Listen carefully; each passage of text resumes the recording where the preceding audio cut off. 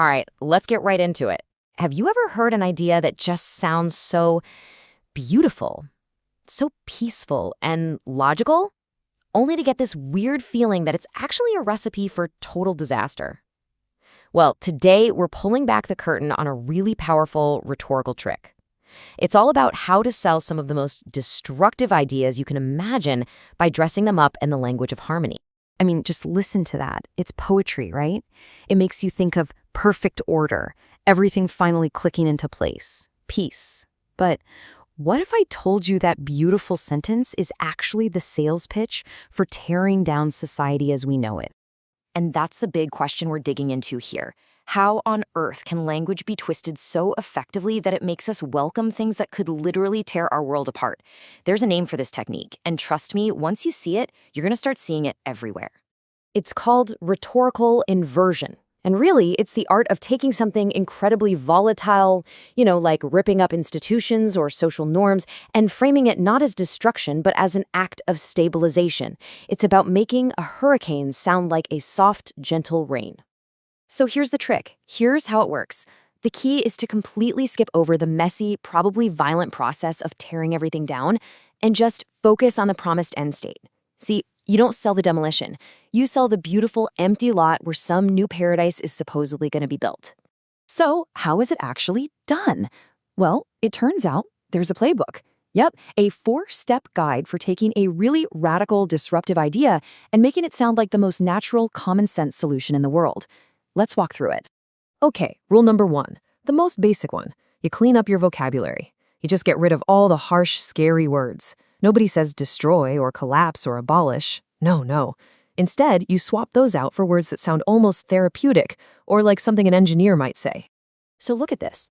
On the left, you've got the reality. Total systemic collapse. Sounds terrifying, right? But on the right, you've got the rewrite. Structural recalibration to eliminate inherited inefficiencies. All of a sudden, it's not a catastrophe anymore.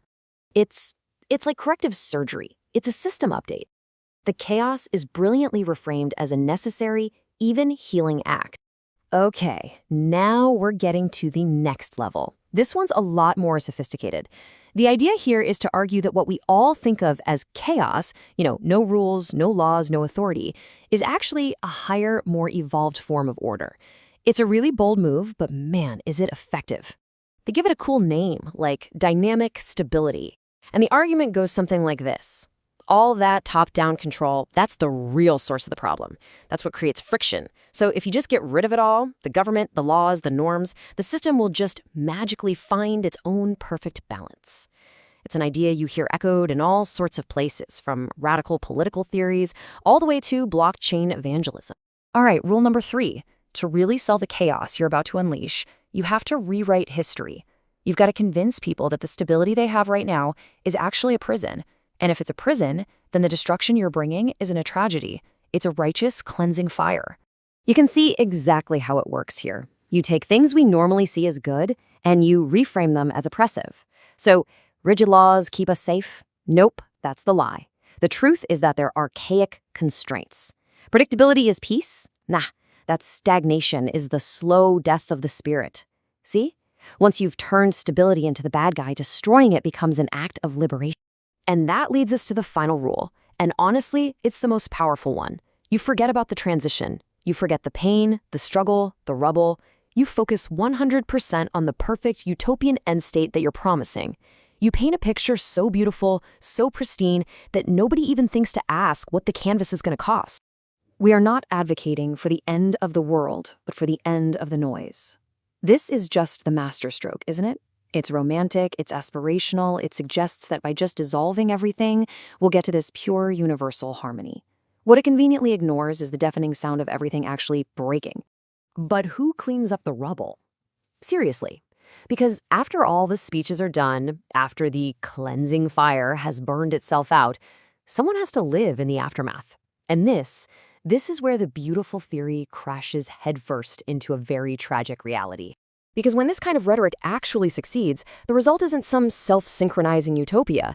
It's a power vacuum. It's the loss of knowledge and competence that might have taken generations to build. It's demolition, but with absolutely no blueprint for what comes next. And look, this isn't just some abstract theory. We see this impulse play out in very, very real ways.